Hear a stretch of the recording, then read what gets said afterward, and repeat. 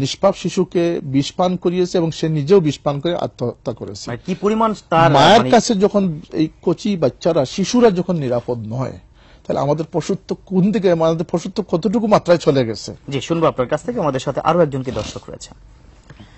আসসালামু আলাইকুম। ওয়ালাইকুম সালাম। হ্যালো, জি শুনতে পাচ্ছি, প্রশ্ন করুন। আমি ফ্লোরা থেকে বলতেছি। জি বলুন। ফ্লোরা উপজেলা কলামদের দায়িত্ব লাগে। আমার প্রশ্ন হচ্ছে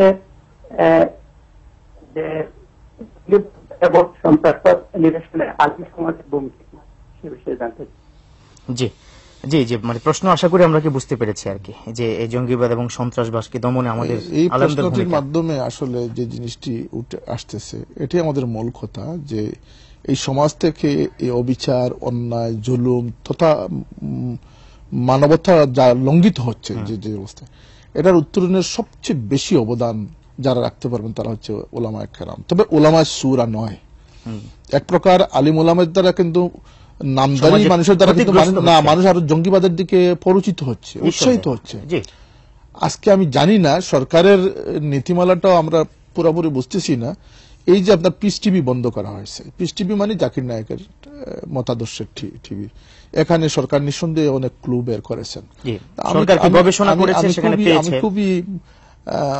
আমরা খুবই আশ্চর্য হচ্ছি যে যারা পিস টিভিতে এই দেশে বক্তব্য দিয়েছে, আপনার কতিপয় অনেকেই রয়েছেন যারা আলিম নামদারি, অথচ এরা আল্লাহর সাথে আল্লাহর নাফরমানি বক্তব্য দিচ্ছে, রসুলের সাথে বেয়াদবিমূলক বক্তব্য দিচ্ছে, বাংলাদেশের স্বাধীনতা সার্বভৌমত্ব এমনকি জাতীয় সঙ্গীতের বিপক্ষে কথা বলেছে। তাদেরকে গ্রেফতার করা হচ্ছে না, এটার কারণটা আমরা কিন্তু বুঝতে পারছি। আশা করি সরকারের সেটা সিদ্ধান্ত নেবে। যারা ওলামায়ে হক, তাদের বিশেষ করে আউলিয়া কেরামের সংস্পর্শে যারা এবং মাযহাবপন্থী আলিম ওলামা যারা, ইসলামটাকে তো অনেক লোক ইসলামকে বানিয়ে নিচ্ছে। ইসলাম তো বানানোর ধর্ম নয়। আল-ইয়াওমা আকমালতু লাকুম দীনাকুম ওয়া আতমামতু আলাইকুম নি'মাতি ওয়া রাদিতু লাকুমুল ইসলাম দীনা। রাসূল পাক সাল্লাল্লাহু আলাইহি ওয়াসাল্লামের রেখে যাওয়া সেই ইসলামের মূল ধারার সাথে একটা সিলসিলা চলে আসতেছে। জি, শুনবো আপনার কাছ থেকে সেই সিলসিলার কি কথা। আমাদের সাথে আরো একজন দর্শক রয়েছে। আসসালামু আলাইকুম ওয়া রাহমাতুল্লাহ। আসসালামু আলাইকুম। ওয়া আলাইকুম আসসালাম। হ্যালো, জি শুনতে পাচ্ছি, প্রশ্ন করুন। জি, আমি চিটাগং থেকে শাওন বলছিলাম। জি বলুন। জি, আমাদের যে পিস টিভিটা বন্ধ করা হলো, তো আমি যতটুকু জানি যে ডক্টর জাকির নায়েক, আমার থেকে আপনারা বেশি জানেন, জাকির নায়েকের পিস টিভিটা বন্ধ করার কারণটা কি, আর উনি কি জঙ্গিবাদের সাথে জড়িত কিনা, উনি সম্পৃক্ত আছে কিনা, তাই তো?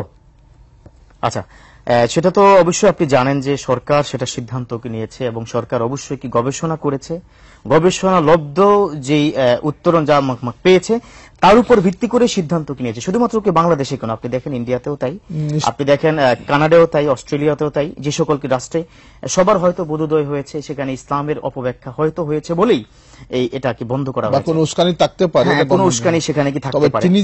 তিনি যে ইসলামের মূল ধারার বিপক্ষে অবস্থান করছেন সেটা কিন্তু আমরা সব সময়, এটা কিন্তু আমরা নির্দ্বিধায় বলতে পারবো, এটা আমরা প্রমাণ পেশ করতে পারবো। এবং ইতিমধ্যেই কারণ একটা সমাজের মধ্যে, আপনার সুশৃঙ্খল সমাজে ইসলাম যেভাবে পালন করা হয়, যখন তার মধ্যে ইসলামের নতুনত্ব কোনো বিষয় ঢুকানো হয়, যখন ইসলামের পূর্বের বিষয়ের সাথে নতুন কিছু যোগ করা হয়, তখন কিন্তু মানুষের মধ্যে একটা উচ্ছৃঙ্খলতা এবং তার সমস্ত কার্যকলাপ এটাই প্রমাণিত হয়েছে যে তিনি ইসলামের উপরে তিনি পানি ছিটাচ্ছেন আর তিনি শেকড় দিয়ে আবার আগুন দিচ্ছেন। জি জি জি, আশা করি আপনার কাছ থেকে আরো প্রশ্নের উত্তর শুনবো এবং আলোচনায় আমরা আসবো। আমাদের সময় হয়েছে বিরতি নেওয়ার। সুপ্রিয় দর্শক মন্ডলী, আজকের যে আলোচনা মানবতার ধর্ম ইসলাম, এই বিষয়ে আমরা সবিস্তারিত আলোচনা করব। তবে আপাতত নিচ্ছে বিরতি। আলহামদুলিল্লাহ। সুপ্রিয় দর্শক মন্ডলী, বিরতির পর আমরা আবারও ফিরে এলাম। আমাদের সাথে থাকার জন্য ধন্যবাদ। আলোচনা করছিলাম মানবতার ধর্ম ইসলাম। আলোচনা রয়েছেন আমাদের সাথে প্রখ্যাত আলেমে দ্বীন, বিশিষ্ট ইসলামিক চিন্তাবিদ। মুহতারাম, আমরা যে আলোচনা কি করছিলাম যে মানবতার ধর্ম ইসলাম, সেক্ষেত্রে আমরা এখান থেকে শিক্ষণীয় আমাদের কি থাকতে পারে যদি আপনাদেরকে বলতেন। আসলে এই যে বিষয় যেটা মানবতার ধর্ম ইসলাম, এটা তো এক ঘন্টার বিষয় নয়, এটা অপার অযোগ্যতা সত্ত্বেও আমার জন্য কয়েক ঘন্টা, কয়েক দিনের প্রয়োজন এটা বলতে গেলে। আমি তো সংক্ষেপে বলতে চাই যে গোটা ইসলামটাই হচ্ছে মানবতা। ইসলাম মানবতাই শিক্ষা দেয় এবং আল্লাহ রসুল সাল্লাল্লাহু আলাইহি ওয়াসাল্লামের জীবনের যে বাস্তব চিত্র যেটা, সেটা হচ্ছে যে বদরের যুদ্ধে তিনি যুদ্ধবন্দীদের যে ক্ষমা ঘোষণা করলেন, তিনি যে তাদের সাথে যে উদারতা দেখালেন, এটাই তো ইসলামের মানবতার ইতিহাসে একটা স্বাক্ষর। নিঃসন্দেহে ফতে মক্কার সময় তিনি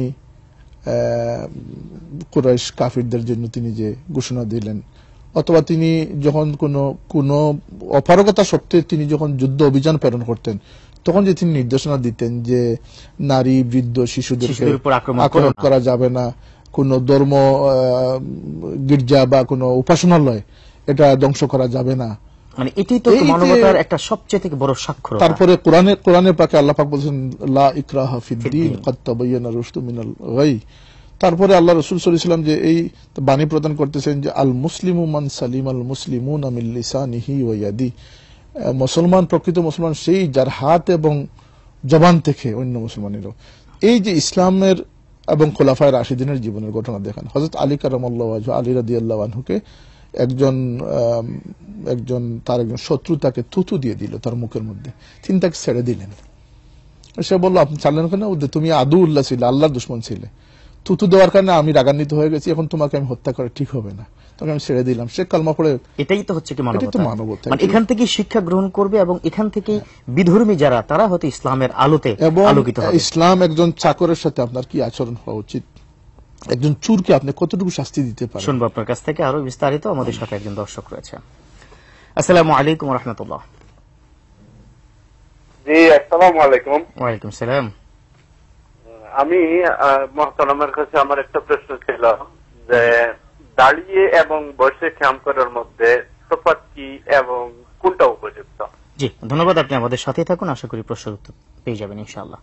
সংক্ষেপে দাঁড়িয়ে এবং বসে কিয়াম করার বিষয়টি বলছেন। বসে তার কিয়াম হবে না, দাঁড়ানো। কিয়াম শব্দের অর্থই হচ্ছে তো কি দাঁড়ানো। এটা বোধহয় মিলাদ শরীফের বিষয় নিয়ে একটু আলোচনা করছিলেন আর কি। মিলাদে কিয়াম অনেকে বলেন যে কিয়াম করা যাবে না, আবার সালফে সালেহিনের মধ্যে কিয়ামের প্রচলন রয়েছে। আমরা তো এটা শ্রদ্ধার উপর নির্ভর করে, শ্রদ্ধা ভালোবাসার উপরে নির্ভর করতেছে। আবার অনেকে কিয়ামের নামে অনেক অতিরঞ্জিত করে ফেলেন, সেটা করা যাবে না। এবং যেহেতু এটা দুরুদ সালামের মাহফিল, এখানে শালীনতা, ভদ্র এবং মোট কথা আউলিয়া আতিউল্লাহ ওয়া আতিউর রাসূল ওয়া উলিল আমরি মিনকুম, বুজুর্গানে কেরামের তরিকা পদ্ধতি ছেড়ে নতুনত্ব বা কোনো বেদাত কায়েম করা, এটা কিন্তু ইসলাম সমর্থন করে না।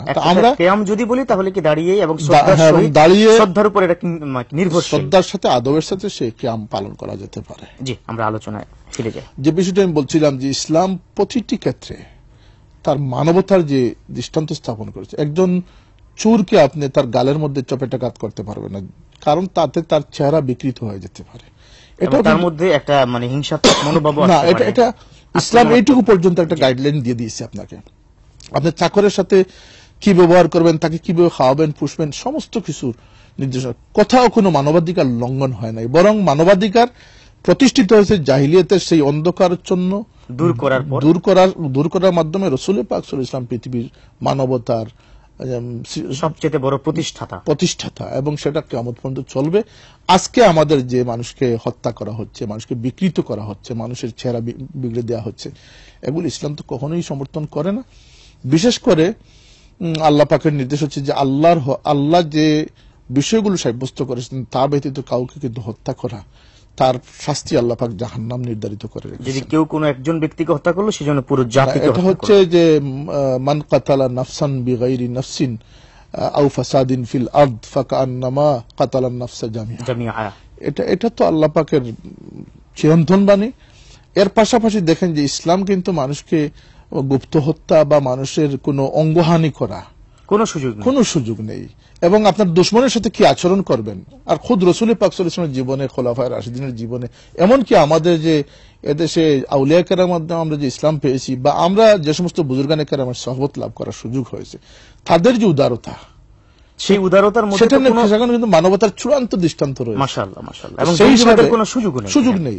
এখন আসেন আমাদের দেশে যে আপনি যে গজবের কথাটা, যে প্রতিনিয়ত আমাদের কিন্তু গজবটা হচ্ছে একমাত্র আমাদের কারণেই, যদিও বলা হচ্ছে এটা প্রাকৃতিক দুর্যোগ, কিন্তু এটা আমরা আলিমরা বিশ্বাস করি এটা হচ্ছে আল্লাহ নিজেদের পাপের একটা ফল, আল্লাহর পক্ষ থেকে গজব, সরাসরি গজব এটা।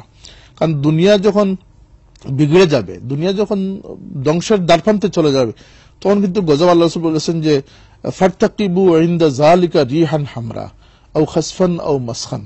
তো সেটা হচ্ছে যে গরম বায়ু প্রবাহিত হবে, চেহারা বিকৃত হবে। এখন দেখেন আপনি বিভিন্ন ফেসবুক, আমি তো ফেসবুক চালাই না, ফেসবুকে আমাকে অনেক ইনফরমেশন দেওয়া হয় যে মানুষের চেহারা বিকৃত মানুষ, এরকম তারপরে এগুলো কিন্তু আমাদের কি পাপের ফল? পাপের